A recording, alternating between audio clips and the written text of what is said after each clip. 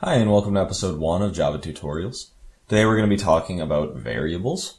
So that includes what exactly a variable is, how to use a variable, and how to create a variable.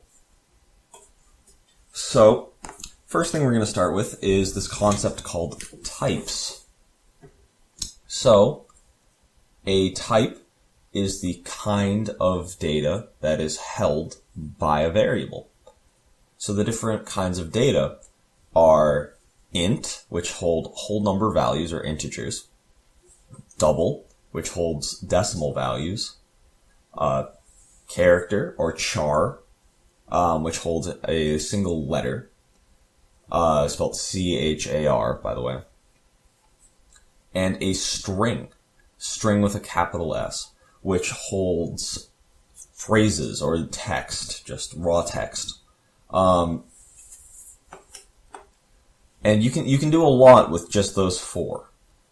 Now, so each of those is a different type. And when you're when you're creating a variable, you need to know what type you want it to be. So a variable is a way of naming memory on your computer. When you make a variable, you've constructed your variable. It has a name and it has a value. So what that does is it goes into the computer's hard drive and says, we need this memory. We need this memory so that we can run this program. And we will name it something. So whatever you name your variable will become the name of the memory for now. And then you can store something in that memory so that you can use it later. And then you can access the memory, you can change what's stored in it, but it has to be of the type that you've made it. So what we're going to do is we're going to make our first variable. So the first thing we want to say is, what type do we want it to be? So we'll have it be a number because numbers are pretty easy to work with. So if we do int, so that is the type, number, and now we have reserved the memory for some integer named number.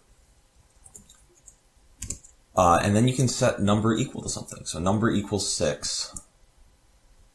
And this is how we declare a variable. So now we have some part of our computer that's named number, and inside of that is stored the number 6, which we can use later on.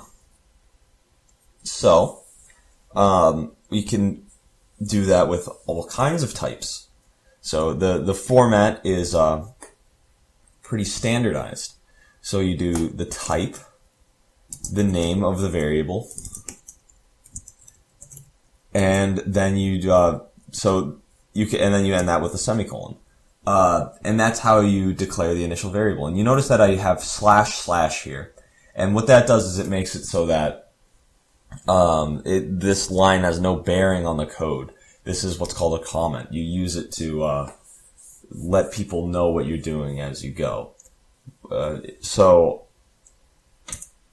you can do it that way.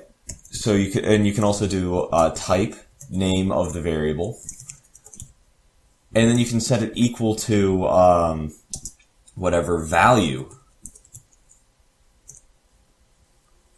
Now you can do that all in the same line as well, which is nice. So I'll show you an instance of that. So we're going to be doing a double right now, which is a different type. It will hold a decimal. So a double decimal equals 3.4. And I need to end with a semicolon. Double decimal equals 3.4. So you can see that we can store we can make a variable and store the data in it. Now we might want to access the information. So what you do is to access the information, you simply name the variable. So if we want to use whatever is stored in number, you just type number, and we'll print it out. That's how we'll use it. So you'll notice that I got rid of the quotes on system.out.print. Because quotes, if you put it in quotes, it would print out number, the word number. But what we want it to do is print out what is stored in the memory location number. So when we get rid of the quotes, the computer will know the difference. So now when we run our program, the number 6 will come out in our little dialog box down here. So that's it for numbers, and so ints and decimals. But we also have these other two things called characters and strings. So, and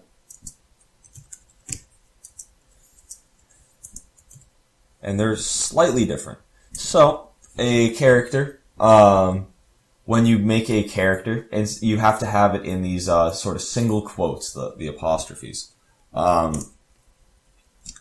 when you assign it a value. And for string, you need to have it in full quotes.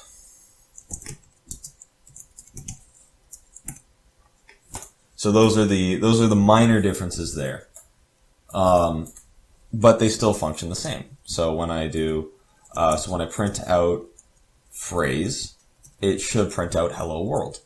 And because that's the name of the variable holding the word or the phrase hello world, the string hello world. And when I print out letter, it should print out the letter D because that's what's stored there. So when I run this code, you'll see 6 hello world D. And those are the different variables that we have here. So that's pretty much it for variables. Thanks for watching.